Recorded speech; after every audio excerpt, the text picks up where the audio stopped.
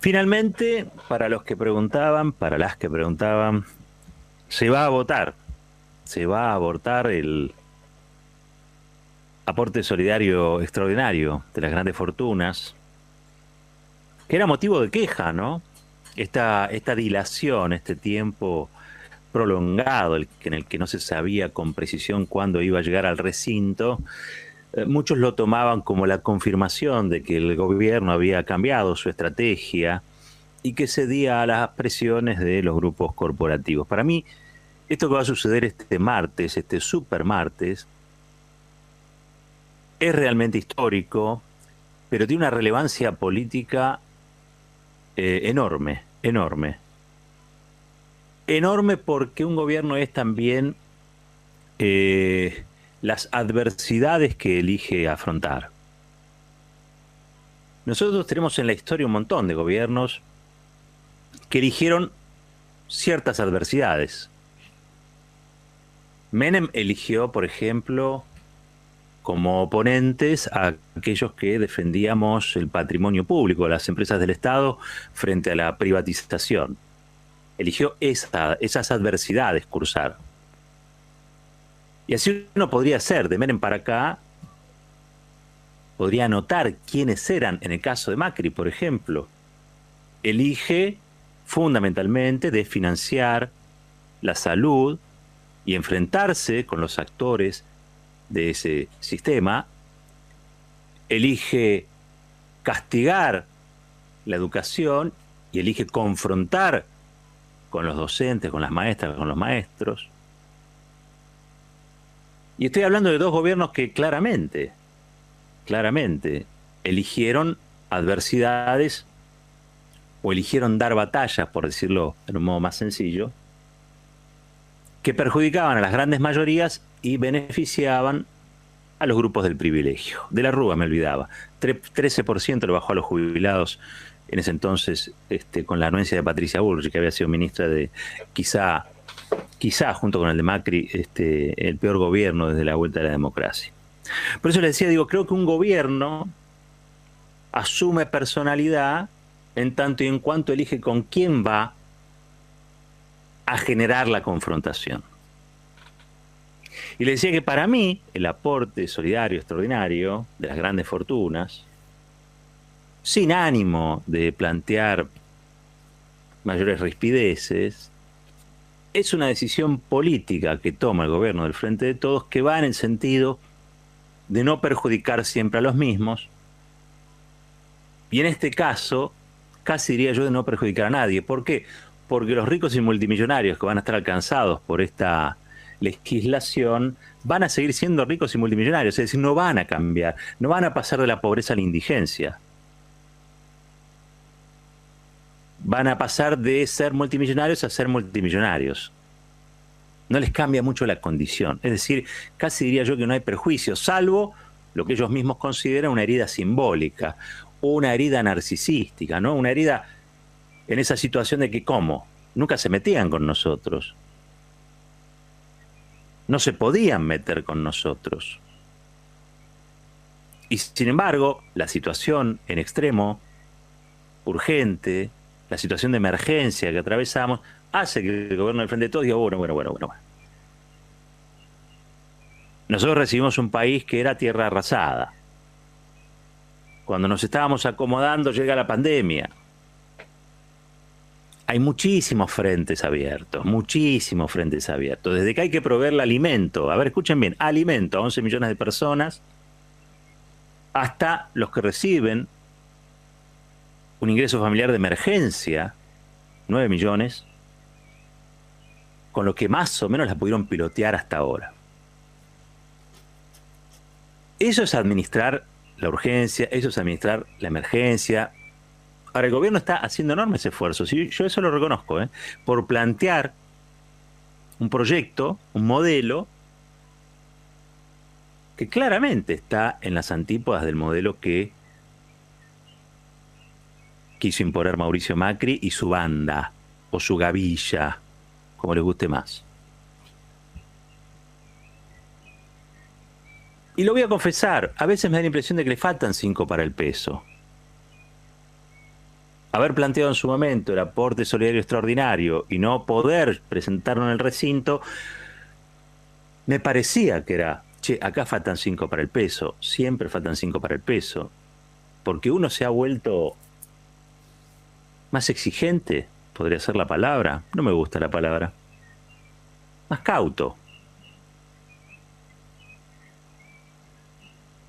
Y esta decisión, ahora sí, de llevar al Pleno, al recinto, la discusión, implica que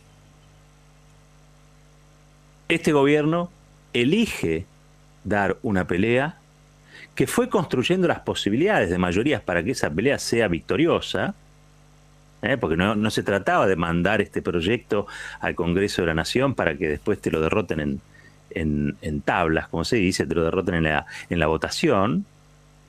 Entonces hubo que construir lentamente, trabajosamente una mayoría en un proyecto, y hay que decirlo, que así como tiene gente muy convencida dentro de la coalición de gobierno que hay que impulsar, tiene a otros que no tanto. A otros que no tanto. Si no, recordemos lo que pasó con Vicentín. Pero esto es una coalición. Esto es una alianza entre gente que puede pensar en algunas cosas parecidas y en otras cosas de manera diversa, diferente. Entonces, algunos van a ver, y ustedes lo van a notar, defendiendo con más enjundia el aporte solidario extraordinario, y otros quizá defendiendo con más enjundia que sale el IFE de Sena, tal como lo concebíamos, el cuarto IFE, tal como lo concebíamos. ¿No? Digo, algunos tendrán un discurso más fiscalista o más de cuentas prolijas en el marco de la negociación con el fondo, y otros pondrán mucha más pila en defender este proyecto, que yo creo que es el que moralmente justifica todo lo demás. Porque si este gobierno elige dar esta pelea, no podemos hacer otra cosa más que reconocer que está en el rumbo correcto y que no elige castigar siempre a los mismos. Y alguien mira, claro, fue votado para eso. Sí, sí, sí. A Menem lo votaron para que hiciera la revolución productiva. A Adrià Rúa lo votaron para que acabara con la corrupción y gobernara la transparencia. A Macri para que acabara con la inflación porque era lo más fácil de hacer. No, digo, no es que se votaron a esas experiencias políticas fallidas porque por alguna otra razón. Se las votaron porque había esperanza de que iban a cumplir con las cosas que iban a hacer. Podemos decir que desde que asumió al frente de todos hasta ahora, podemos decirlo, podemos ratificarlo, ¿cómo que no? Yo creo que el grueso de las medidas han sido consistentes, coherentes con la demanda del voto popular de octubre del año pasado. Por supuesto, hay un montón de problemas. En algunas cosas alguno querrá que vaya más rápido, en otras cosas querrá que fuera más a fondo, en otras cosas querrá... Pero la situación es compleja, la situación condiciona. Y lo que hay ahora, con este proyecto que el martes, el supermartes, llega al Congreso de la Nación, donde un gobierno se anima a impulsar una norma que roza los intereses de los más poderosos de la Argentina, es que hay, además del voto popular emanado en octubre del año pasado, de hace un año, lo que hay es una legitimación moral de la acción de gobierno. Porque este es un gobierno entonces que elige una adversidad, elige una confrontación que no es la habitual. Que no es la habitual. Se planta frente nada más y nada menos que a los dueños del poder y del dinero en la Argentina. Que no les importa si es mucho o poco la plata que tienen que poner en este caso. Lo que más les molesta es que genera este aporte nada más y nada menos que un antecedente para otras situaciones extraordinarias o de emergencia. Y que es el prólogo, la antesala a la discusión de un nuevo cuadro tributario donde los que más tienen, más aporten. Casi diría yo que este es el primer paso, el primer gran paso en camino de esa modificación del cuadro tributario que va a hacer posible una Argentina más justa. Porque si no conseguís, si no corregís esa injusticia de base donde se grava más el consumo que los patrimonios, la Argentina va a seguir siendo un país desigual, injusto, con una pésima distribución de la riqueza que genera. Es en ese rumbo, es en ese horizonte que el aporte solidario extraordinario nos permite decir que el gobierno está orientadísimo, es para allá, es por ahí y es por allá. ¿Y saben quiénes son los que más lo entienden? Los dueños del poder y del dinero, los dueños de los diarios, los dueños de los bancos, los dueños de las grandes corporaciones, lo tienen clarísimo. Ellos no quieren a este gobierno. Por las mismas razones que yo creo que este gobierno debería concitar mayores adhesiones. Las tiene, ¿eh? Las últimas encuestas le dan a Alberto Fernández prácticamente un 60% de imagen positiva. Está a 8 puntos por debajo de lo que fue su asunción. Así que está muy bien, después de todo lo que se ha atravesado, está muy bien. Y creo que es porque la gran mayoría reconoce estos esfuerzos. Ahora, con el aporte solidario extraordinario,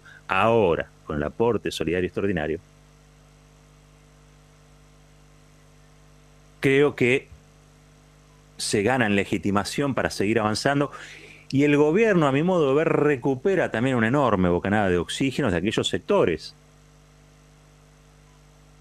que con lupa, día a día, tratan de analizar cuánto cumple o cuánto deja de cumplir de aquello que prometió. Y esto no es una crítica a esos sectores, porque yo creo que los gobiernos son buenos, pero si se los ayuda desde la crítica saludable, se vuelven mejores. Entonces, no se trata de, en este día, decir, ¿vieron que el gobierno finalmente iba a hacer lo que dijo que hizo? ¿Vieron que no? Bueno, no. Está muy bien que haya una ciudadanía inquieta, una militancia inquieta, que aquellos que lo hacen de buena fe, por supuesto, planteen sus dudas. Eso está excelente, está excelente. Yo creo que ayuda a que el gobierno sea, además de un buen gobierno, un gobierno excelente, que es el que necesitamos. Y es, creo yo, con este aporte solidario extraordinario, un gobierno que se gana la posibilidad cierta y real de construir un 2021, pensemos en el 2021, pensemos que es la pospandemia, construir las bases de al menos una economía más seria, más racional, más tranquila, más previsible. Creo que para el 2021 es lo que podemos pedir la mayoría de los argentinos y las argentinas. Y después creo que también hay que dar una discusión sobre la redistribución. Pero esta señal del aporte solidario extraordinario nos ratifica en algo. El gobierno ya eligió qué peleas dar y a quienes no va a querer perjudicar nunca más en la Argentina. 19 minutos pasaron de las 10 de la mañana. Caballero de Día.